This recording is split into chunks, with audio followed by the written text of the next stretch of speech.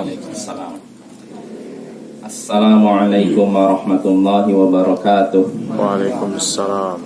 Alhamdulillahil aliyyil arfaqi wa jami'il asya'i wal mufarriqi bin ni'amil wasi'atil ghazirah wal hikamil bahiratil kathirah. Thumma salatu ma'a salamin daimi ala rasulil qurasyil khatami wa alihi wa sahbihil abrar al-haizi maratibil fakhar. Amma ba'd. Ayyuhal ikhwa wal akhwat, a'azzani wa a'azzakumullah. Saudara-saudariku yang semoga dimuliakan oleh Allah.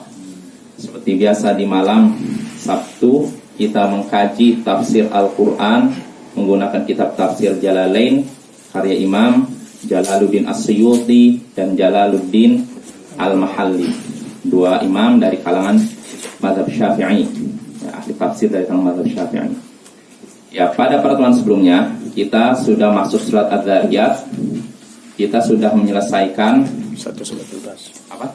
1 sampai 14. 1 sampai 14 ya. Berarti kita masuk ayat ke-15 sekarang. A'udzu billahi minasyaitonir rajim. Innal muttaqina fi jannatin wa 'uyun akhidina ma atahum rabbuhum innahum kanu qabla dzalika muhsinin kanu qalilan minal laili ma yahja'un wa bil ashari hum yastaghfirun wa fi amwalihim haqqul lis-sa'ili wal mahrum wa fil ardi ayatul lil muqinin wa fi anfusikum afala tubsirun wa fis samai rizqukum wa ma tu'adun fa wa rabbis samai wal ardi innahu lahaqqum mithla ma annakum tantiqun. Kita lanjut di ayat ke-15 sekarang. Innal muttaqina fi jannati wa 'uyun. Sesungguhnya orang-orang yang bertakwa akan berada di taman-taman dan mata air. Saya bacakan dulu, nanti kita bahas. Akhidina ma atahum rabbuhum. Mereka mengambil apa yang diberikan Tuhan kepada mereka. Innahum kanu qabla dzalika muhsinin. Sesungguhnya mereka sebelum itu adalah orang-orang yang berbuat baik. Kanu qalilan minal laili ma yahja'un. Mereka tidur sedikit sekali di waktu malam. Wabil asharihum yastaghfirun. Dan di waktu sahur mereka memohon ampun kepada Allah. Wa fi amwalihim haqqul lis-sa'ili wal mahrum. Dan di dalam harta dan pada harta-harta mereka, ada hak bagi orang-orang yang membutuhkan, yang meminta-minta maupun yang tidak meminta-minta. Wa fil ardi ayatul lil muqinin. Dan di bumi ada tanda-tanda kekuasaan Allah bagi orang yang yakin. Wa fi anfusikum afala tubsirun. Dan demikian pula pada diri kalian ada tanda-tanda kekuasaan Allah. Apakah kalian tidak melihatnya, tidak memperhatikannya? Wa fis samai rizqukum wa ma tu'adun. Dan di langit ada rezeki kalian dan apa yang dijanjikan kepada kalian. Fa wa rabbis samai wal ardi innahu lahaqqum mithla ma annakum tantiqun. Maka demi Tuhannya langit dan bumi, sesungguhnya itu benar-benar akan terjadi seperti yang kalian ucapkan, seperti perkataan yang kalian ucapkan. Maka demi Tuhannya langit dan bumi, sesungguhnya itu benar-benar terjadi seperti perkataan yang kalian ucapkan. Nah, ini terjemahan surat Adz-Dzariyat dari ayat ke-15 sampai 23. Nah, sekarang kita bahas bahwa Pak, di sini Allah berfirman, innal muttaqina fi jannatin wa 'uyun. Sesungguhnya orang-orang yang bertakwa berada di taman-taman Taman-taman apa ini? Waalaikumsalam. Taman-taman apa kira-kira? Surga ya. Wa uyun, dan juga mata air. Mata air apa ini? Surga ya. Jadi ini semua membahas tentang, jadi akan membahas tentang ini apa? Kondisi orang-orang yang bertakwa ketika di surga. Ya, bagaimana mereka menikmati kenikmatan di surga dan apa amalan yang bisa mengantarkan mereka ke surga. Ini akan dibahas. Di sini saya kembali lagi bacakan tadi, sesungguhnya orang yang bertakwa berada di taman-taman, yaitu taman-taman surga. Wa uyun, dan juga berada di mata-mata air. Maksudnya apa? Tajri fiha, mata air yang mengalir di surga. Jadi di surga ini ada taman-taman dan juga ada mata air yang mengalir. Dari situ sungai-sungai surga. Bisa dibayangkan Bapak-Bapak? Maksudnya nggak mungkin bisa kita bayangkan, karena taman di dunia tidak sama dengan taman di surga. Makanya kata Ibnu Abbas, tidak ada di dunia ini sesuatu yang sama dengan surga kecuali namanya saja. Misalkan di surga, di dunia ada anggur, nanti di surga ada anggur, tapi apakah sama? Tidak, namanya saja sama anggur, tapi pada hakikatnya tidak sama, tidak sebanding. Makanya disebutkan dalam hadis lain, bahwasanya dalam Sahih Bukhari, Nabi SAW bersabda, Allah berfirman, a'dadtul ibadiyas salihin, aku telah sediakan bagi hamba-hambaku yang saleh, mala ainun ra'at, kenikmatan yang tidak pernah dilihat mata, wala udhunun sami'at, dan juga kenikmatan yang tidak pernah didengar, wala khatara ala qalbi bashar, dan tidak pernah terlintas di hati manusia. Jadi kalaupun kita tahu, oh anggur, kita bayangkan, oh anggur di surga ini, enggak, tidak akan kita bayangkan. Jadi artinya kalau kita lihat di surga, ternyata jauh seperti apa, tidak seperti yang kita bayangkan. Padahal di dunia anggur dia sebegitu, tapi kalau surga luar biasa indah. Begitu juga taman-taman. Kalau kita menyaksikan taman-taman yang ada di dunia inilah, misalkan yang ada di perkantoran atau yang ada di hotel-hotel, terlihat indah kan? Maka ketahuilah taman di surga lebih jauh lebih indah dibandingkan taman-taman yang ada di dunia. Ya, ini balasan yang Allah berikan kepada orang-orang yang bertakwa. Mereka akan berada di taman-taman dan mata air surga. Akhirina ma atahum rabbuhum, mereka mengambil apa yang diberikan Tuhan kepada mereka. Mereka, yaitu para orang-orang bertakwa tadi, yang berada di taman-taman surga dan mata air surga, mereka mengambil apa yang diberikan Tuhan kepada mereka. Mengambil apa? Mengambil apa yang diberikan Tuhan kepada mereka. Mengambil apa? Rezeki, balasan. Jadi mereka akan mengambil balasan dari Tuhan mereka, ya, di surga, ya. Innahum kanu qabla dzalika muhsinin. Sesungguhnya mereka dulu sebelum masuk surga, kata Syekh Imam Al-Mahali, dukhulihim al-jannah, sesungguhnya mereka sebelum memasuki surga adalah orang-orang yang baik. Di mana? Di dunia, di dunia. Artinya Allah sebutkan orang bertakwa, balasannya begini, mereka akan di taman, berada di taman-taman surga, berada di dekat mata-mata air surga. Mereka akan mendapatkan balasan dari Tuhan mereka. Apa sebabnya? Dulu Allah katakan, ketika masih di dunia, mereka adalah orang-orang yang berbuat baik. Di sini ihsan, muhsin. Muhsin artinya orang berbuat ihsan. Ihsan diterjemahkan baik. Baik. Ya, kalau kata Syekh As-Sa'di, ihsan ini dua sebenarnya. Kan kalau ihsan diterjemahkan dari apa? Baik. Berbaik. Nah, kita sudah bahas dalam Arba'in Nawawi bahwasanya ihsan ini diantaranya, kalau ihsan terkait ibadah kepada Allah, yaitu anta'budallaha ka'annaka tarah. Engkau beribadah kepada Allah seakan-akan melihat Allah. Fa illam takun tarahu fa innahu yaraka. Kalau kamu tidak bisa melihatnya, maka sesungguhnya Allah melihatmu. Nah, ini orang yang ihsan. Ihsan kepada Allah, yaitu beribadah kepada Allah seakan-akan kita melihat Allah. Seakan-akan, artinya tidak mungkin melihat Allah, Bapak-Bapak.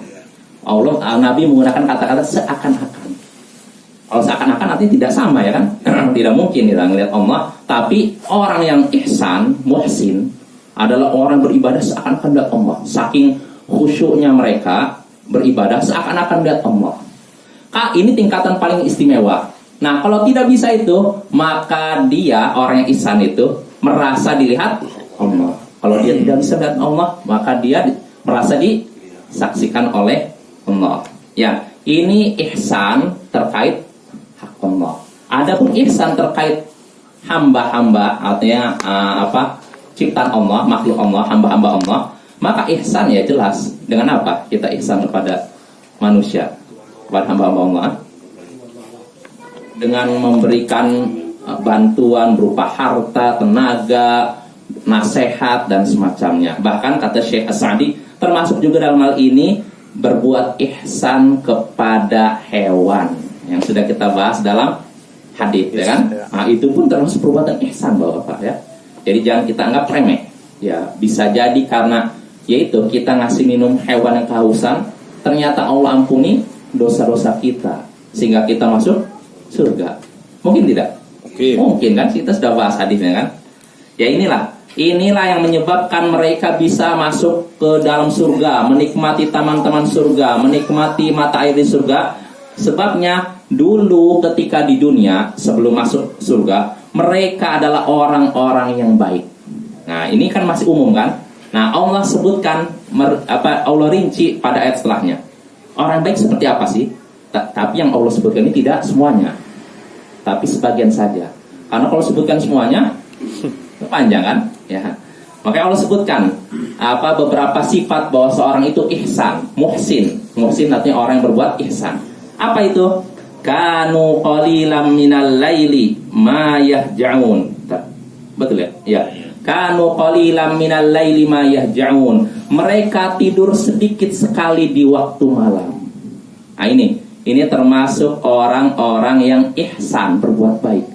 Mereka tidur sedikit sekali di waktu malam, atau tidur sedikit atau mereka tidur di sedikit waktu pada malam hari, atau pada waktu yang sedikit di malam hari. Artinya apa? Kata Imam Al-Mahalli di sini, yanamun fi zamanin yasir minal lail wa yusalluna aktsarahu. Mereka tidurnya sedikit saja di malam hari, tapi kebanyakan waktu malamnya digunakan untuk sholat. Nah, ini termasuk orang yang ihsan, orang yang berbuat ihsan, berbuat baik. Mereka melaksanakan sedikit tidur di malam hari. Malam misalkan anggap 12 jam, hanya berapa jam saja untuk tidur, sisanya untuk begadang. Main kan? Enggak ya, ibadah kepada Allah. Nah, ini termasuk orang yang ihsan, orang yang berbuat baik, Bapak. Jadi bisa kita simpulkan sini faedah, walaupun nanti akan kita sebutkan.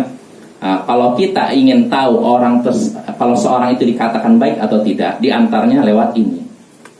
Kalau seorang melaksanakan sholat malam, itu tandanya dia orangnya baik, ihsan, baik. Makanya disebutkan oleh Sahih Bukhari Muslim, Nabi SAW pernah bersabda, ni'ma rajulu Abdullah law kana yusalli minal lail.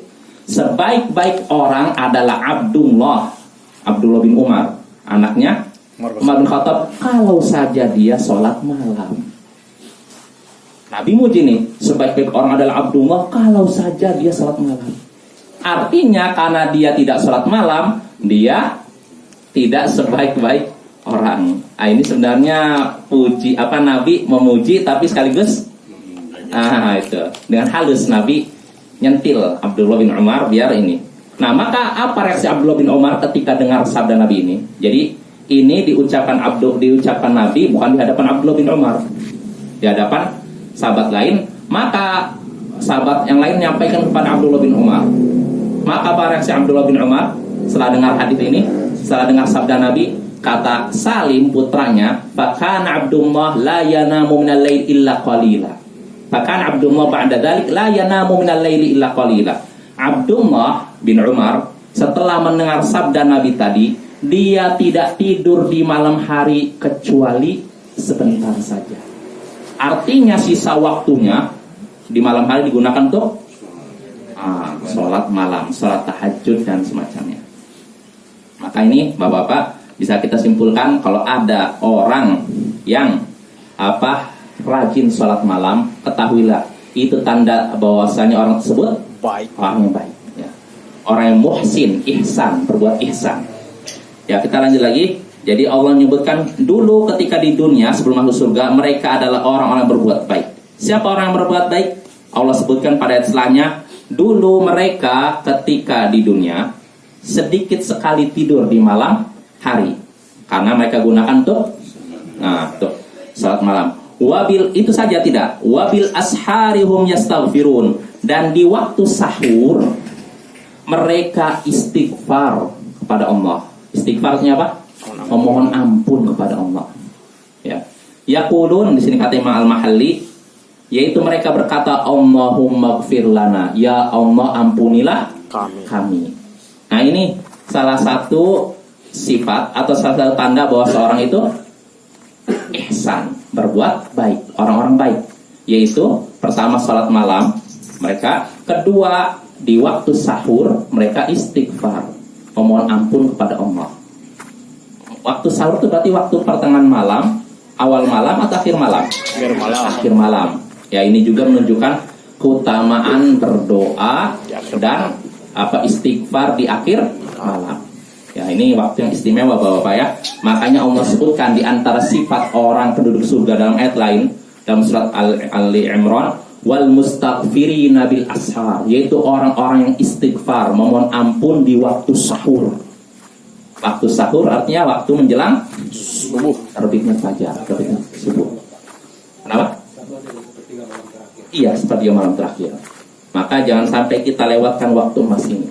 Kan disebutkan dalam Sahih Bukhari Muslim dari sahabat Abu Hurairah, hadis yang masyhur, yanzilu rabbuna ila sama'id dunya hina yabqa thuluthul lail akhir. Tuhan kita turun ke langit dunia ketika malam tinggal tersisa 1/3-nya. Itu sepertiga malam terakhir. Allah turun ke langit dunia di sepertiga malam terakhir. Fayaqul, lalu Allah berfirman, man yad'uni fa astajibalah. Siapa yang berdoa kepadaku, niscaya akan aku kabulkan. Iya. Wa man yastaghfir wa man yas'aluni fa'utiyah. Dan siapa yang meminta kepadaku, niscaya akan aku berikan permintaannya. Wa man yastaghfiruni fa'aghfirullah. Dan siapa yang mohon ampun kepadaku, niscaya akan aku ampuni dia. Nah, ini waktu emas Bapak.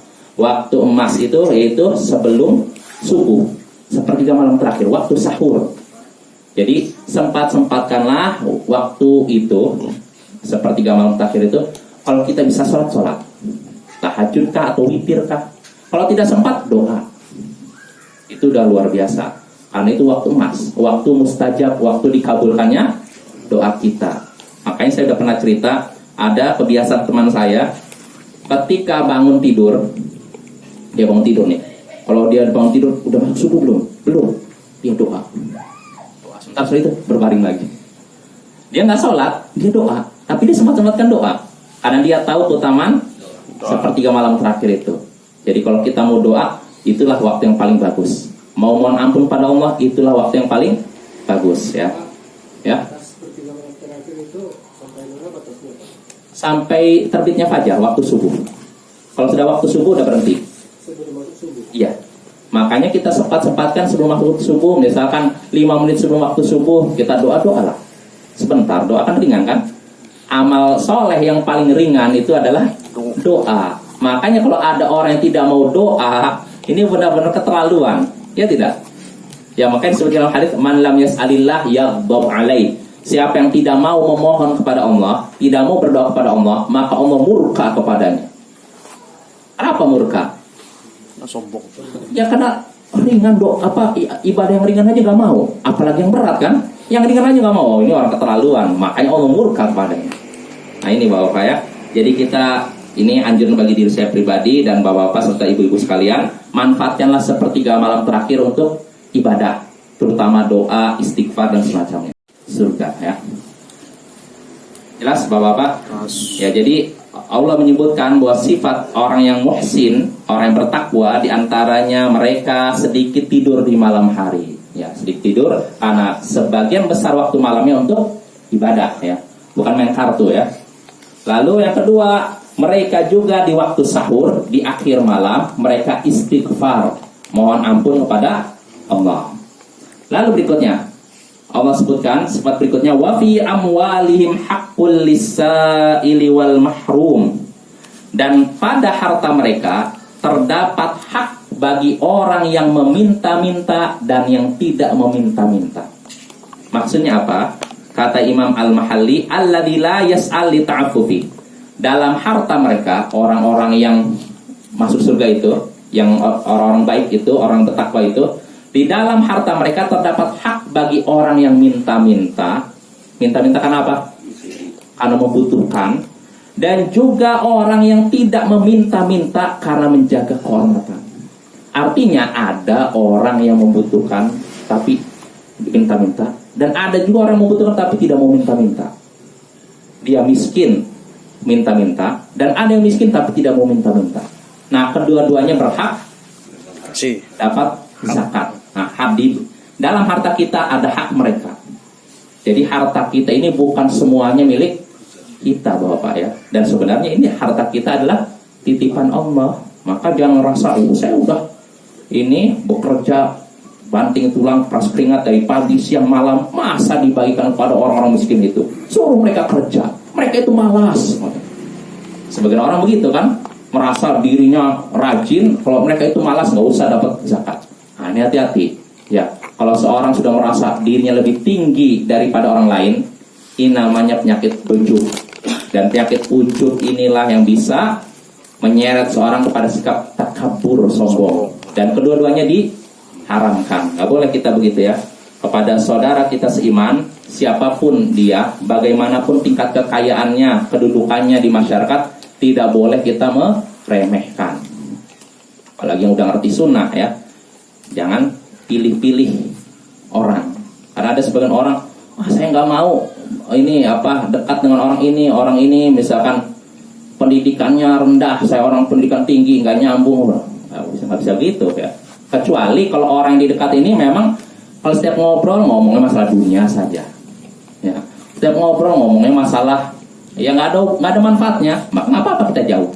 Tapi kalau semata-mata nggak mau dekat dengan seorang karena mungkin stratanya mungkin di masyarakat rendah, mungkin dianggap kekayaannya rendah, sedangkan dia kekayaannya lebih banyak, jabatannya lebih tinggi. Nah, ini perilaku jahiliyah, nggak pantas dilakukan oleh seorang muslim, apalagi orang yang sudah ngaku ngaji sunnah, katanya ngaji salaf. Maka tidak pantas seperti ini terjadi pada diri kita, diri mereka ya. Jelas Bapak ya? Ya, jadi di sini sekali lagi Allah katakan di dalam harta mereka terdapat hak orang-orang yang membutuhkan, yang miskin, baik yang meminta maupun tidak meminta. Jadi orang miskin pun boleh meminta, Bapak. Ya, sudah pernah mungkin kita singgung ya masalahnya. Sudah surat Al-Ma'arij dulu ya kan, sama ayatnya kan. Jadi di antara orang yang boleh meminta, di antaranya orang yang miskin. Kan Nabi disebutkan tidak boleh la tahilul mas'alah illa li ahadi thalatha. Tidak boleh meminta kecuali bagi 3 orang. 3 jenis orang. Di antaranya orang yang tahammala hamalatan, dia menanggung beban kaum muslimin. Artinya gini, dia di antaranya berusaha mendamaikan kaum muslimin.